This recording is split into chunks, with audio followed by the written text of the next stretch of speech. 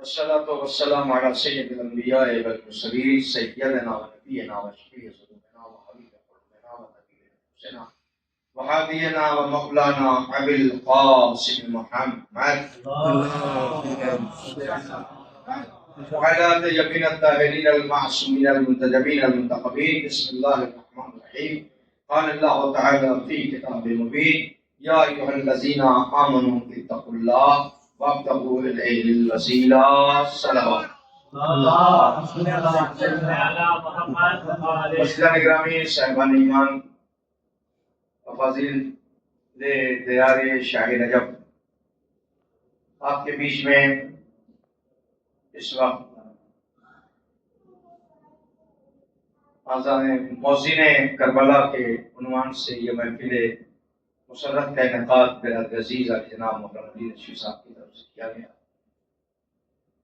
تاریخ میں عالم اسلام میں دو ہی مؤذن گزرے ہیں جن کا کوئی جواب نہیں، ایک دور رسالت کا مؤذن اور ایک کربلا کا مؤذن۔ دور رسالت کا مؤذن وہ تھا کہ جسے زمانہ بلاتا تھا وہ دوڑتا تھا، اور جب نگاہ رسالت اس مؤذن پہ جا کے ٹھہری تو آواز دی: اے بلال، یہ سب تمہیں بلاتے ہیں، تم دوڑتے ہو، میں اگر تمہیں قیامت تک کے لیے وہ مؤذن بنا دوں کہ جو تم بلاؤ گے ان کی نسلیں دوڑیں گی، تو مجھے محمد نہ کہنا۔ جس نے بلایا بلال دوڑتا ہوا چلا جا رہا تھا۔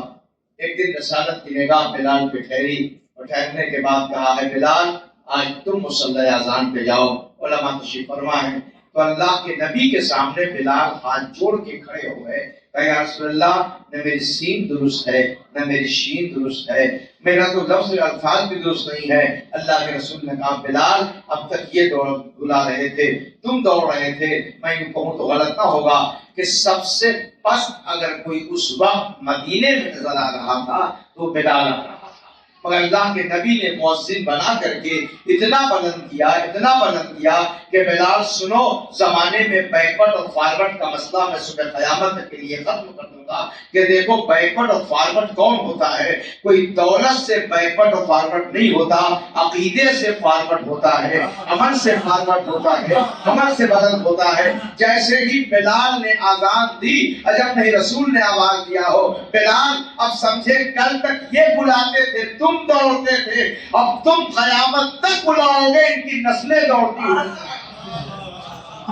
ایک مؤذن وہ تاریخ کا ہے اور دوسرا وہ مؤذن ہے کہ جس کا آج جشن منا رہے ہیں، اور وہ بھی دیار شاہ نجف میں منا رہے ہیں، اور جسے علی اکبر کہا جاتا ہے، ہم شکل پیغمبر کہا جاتا ہے۔ بڑی اچھی بات عزیزان گرامی، ہمارے یہاں موجود ہیں مولانا حسن اکبر صاحب، ہمارے یہاں بنارس میں ایک منشی پریم چند گزرا ہے جس نے کتاب کربلا لکھی ہے۔ بڑا پیارا لفظ سے ہندو ہونے کے بعد بھی اس نے یہ کہا ہے کہ کربلا کے پہلے کی آزان اور ہے، کربلا محمد کی نقل اللہ نے جو بنائی تھی اسی کو علی اکبر کہا جاتا ہے، اور جب زمانہ اس کی آواز کو نہ مٹا سکا تو اس کے کردار کو کیا مٹا پائے۔ میں نے قرآن مجید کی اس آیت کی تلاوت کا شرف حاصل کیا تھا، اعلان کیا گیا: اے ایمان والو، تقوی اختیار کرو اور وسیلہ تلاش کرو۔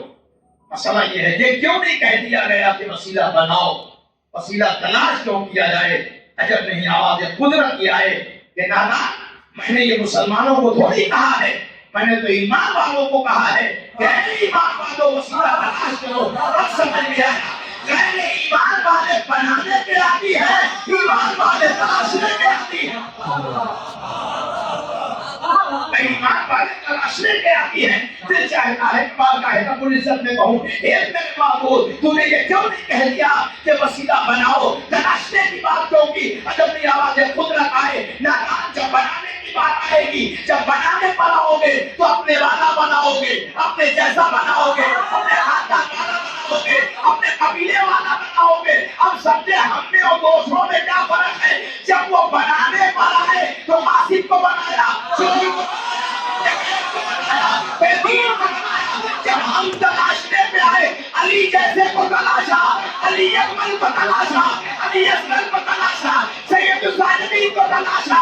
اس لیے تم نے جب بنایا تو جیسے تھے ویسے کو بنا کے لائے. ہم نے جب تلاشا تو دیکھا محمد جیسا ہو، خاندان بھی ویسا ہو، نسل بھی ویسی ہو، شجرہ بھی ویسا ہی ہونا چاہیے. صلوات محمد و آل محمد.